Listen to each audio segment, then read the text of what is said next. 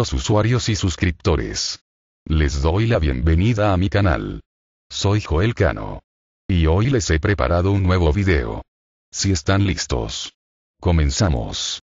La leyenda cuenta que en el año 1896, Robert Eugene Otto, un pequeño niño que vivía junto a sus padres en una casa de la localidad de Key West, Florida, Estados Unidos, recibió un regalo que le hizo una criada de la servidumbre. Un muñeco de 3 pies de altura, relleno con paja, cosido con alambre y vestido con un traje blanco de marinero.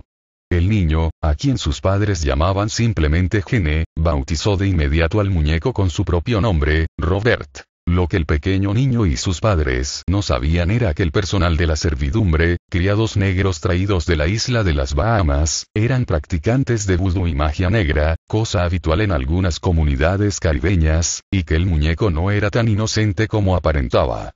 Como sea que fuere, desde el primer momento el niño se encariñó en demasía con el muñeco.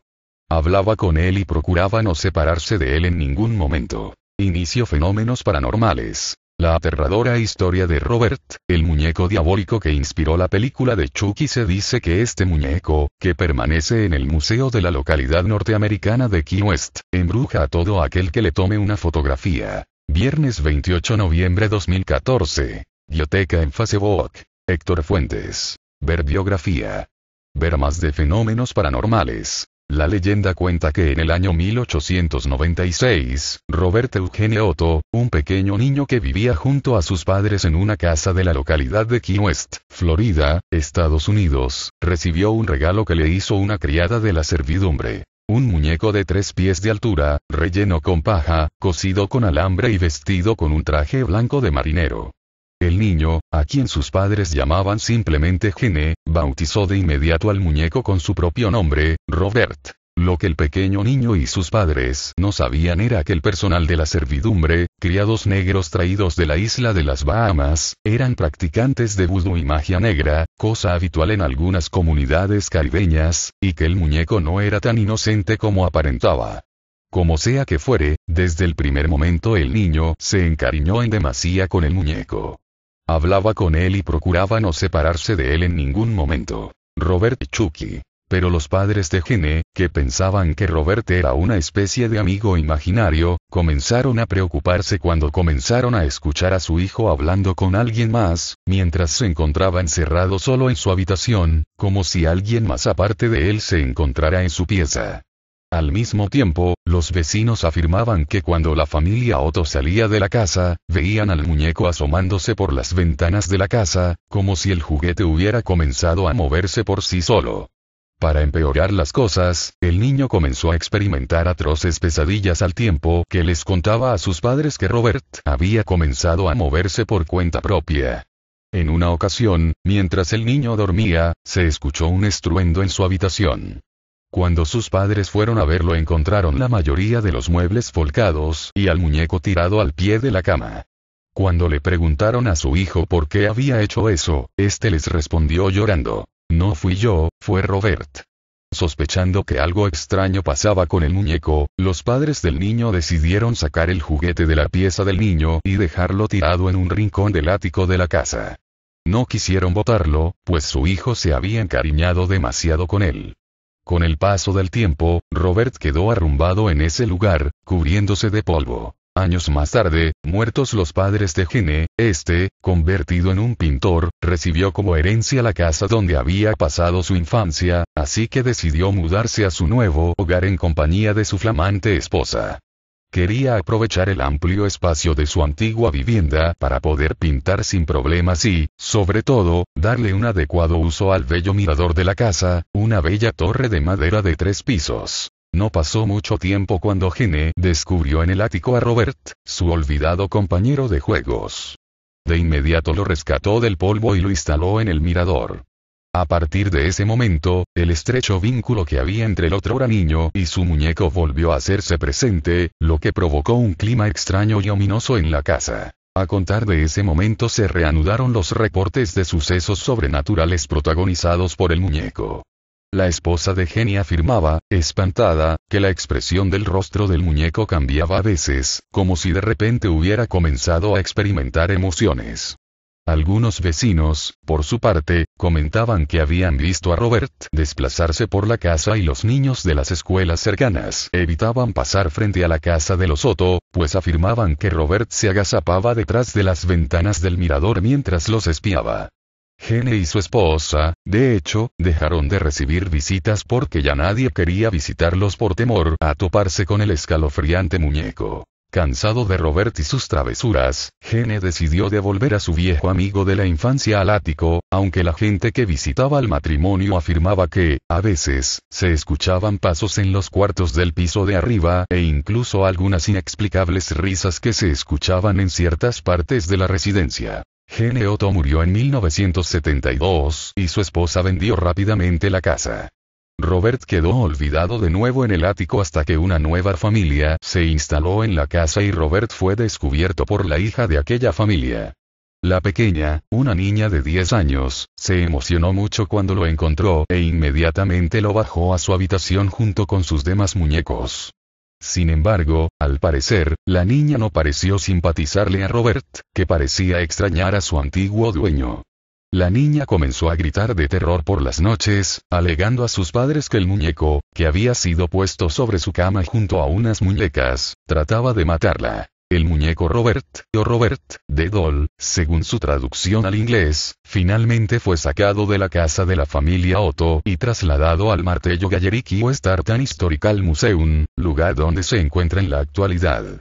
Todavía abraza su león de peluche y viste su traje blanco de marinero, pero sigue dando que hablar. Algunos trabajadores del museo afirman que en el mes de octubre el muñeco se vuelve más activo, y por las noches se pueden oír golpeteos contra el vidrio de la recámara transparente donde se encuentra.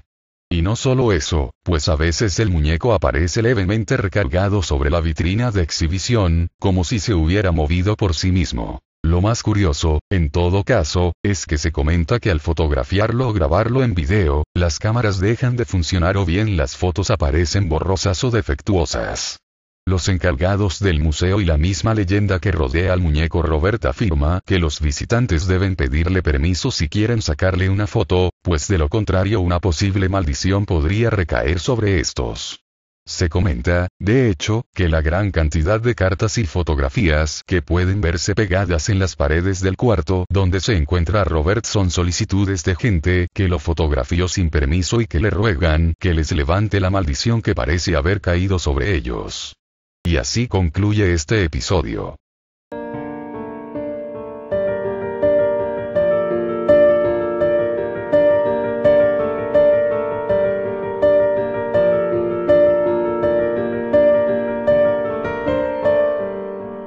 Annabelle es una muñeca que se encuentra tras un aparador dentro del Museo del Ocultismo, abierto por Ed y Lorraine Warren, dos investigadores de fenómenos paranormales que ayudaron a dos jóvenes estudiantes de enfermería a deshacerse de la poseída muñeca en la década de 1970. Los Warren fundaron desde la década de 1950 la Sociedad de Investigación Psíquica de Nueva Inglaterra y abrieron en su casa en Monroe, Connecticut, un museo del ocultismo, donde se encuentra hasta la fecha la muñeca Annabelle, dentro de un aparador, con un mensaje donde se pide no abrirlo por ningún motivo. La historia de Annabelle se remonta a 1970, cuando una mujer compró la muñeca y la entregó como regalo de cumpleaños a su hija Donna, quien estudiaba para ser enfermera y vivía con otra de sus compañeras de clase, Angie. La muñeca formó parte de la decoración de su habitación, hasta que comenzaron a notar cosas extrañas. Se movía por sí misma. En un principio era difícil notar que la muñeca se había movido, pero luego se volvió evidente.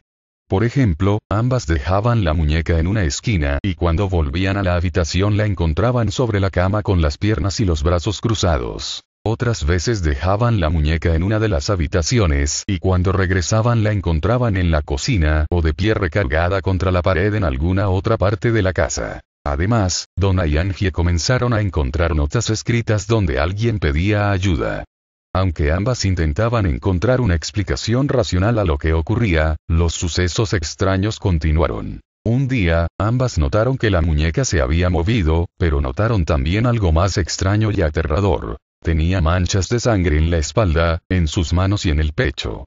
Fue en ese momento que decidieron contactar a una medium, para que les ayudara a entender qué ocurría. La medium les dijo que la muñeca estaba poseída por el espíritu de Annabelle Higgins, una pequeña que había sido encontrada muerta a los 7 años en la propiedad antes de que los apartamentos fueran construidos. Los Warren afirman que a través de la medium la muñeca pidió a Donna y Angie que la adoptaran y que la quisieran, pero pronto se dieron cuenta que esto fue solo una treta, al darse cuenta que dentro de la muñeca había un espíritu maligno. Uno de los amigos de ambas, Lou, les había pedido que se deshicieran de la muñeca. Una noche el joven despertó de una pesadilla y se dio cuenta que no se podía mover. Cuando vio alrededor notó que Annabelle estaba cerca de sus pies. La muñeca entonces comenzó a subir por su cuerpo e intentó ahorcarlo. Sin aire, Lou terminó desmayándose. Cuando despertó al día siguiente él sabía que no había sido un sueño, por lo que decidió deshacerse de la muñeca él mismo. Pero el joven entonces sufrió otra experiencia aún más terrible cuando se encontraba en compañía de Angie, revisando unos mapas previo a un viaje que realizarían. Ambos comenzaron a escuchar ruidos desde la habitación de Donna. Cuando lo entró, no notó nada extraño, salvo a Annabelle en una esquina de la habitación. Cuando se acercó a la muñeca, sintió que alguien estaba detrás de él. Lo volteó pero no vio a nadie. De pronto, sintió que algo lo estaba atacando y en su pecho notó que algo le hacía 3 marcas verticales y luego 4 horizontales, formando la marca de la bestia, además de que comenzó a sangrar. Fue en ese momento contactaron a los Warrens, quienes decidieron tomar el caso e iniciar una investigación. Ambos les explicaron a los jóvenes que la muñeca no estaba poseída por una niña, sino por un demonio y que a través de la medium los había engañado. Con la ayuda de un cura, los Warren realizaron un exorcismo en la casa para liberarla de espíritus. Luego decidieron llevarse a la muñeca con ellos para evitarles más problemas a las jóvenes. Los Warren afirmaron que durante el viaje entre el apartamento y su casa, la muñeca hizo que el auto casi se estrellara en varias ocasiones. La única forma de calmar al demonio que tenía poseída a la muñeca fue rociarla con agua bendita. Cuando los Warren llegaron a su casa, siguieron los fenómenos extraños por varios días. La muñeca levitó en varias ocasiones y comenzó a cambiar de posición dentro de la casa, apareciendo a veces dentro de las habitaciones. La muñeca fue causante de al menos 2 accidentes, uno de ellos fatal, sufrido por personas que supuestamente se burlaron de ella. Un cura llamado Jason Bradford, quien estaba de visita en la casa de los Warren, se dirigió a la muñeca y le dijo: «Tú no puedes causarle daño a nadie, Annabelle».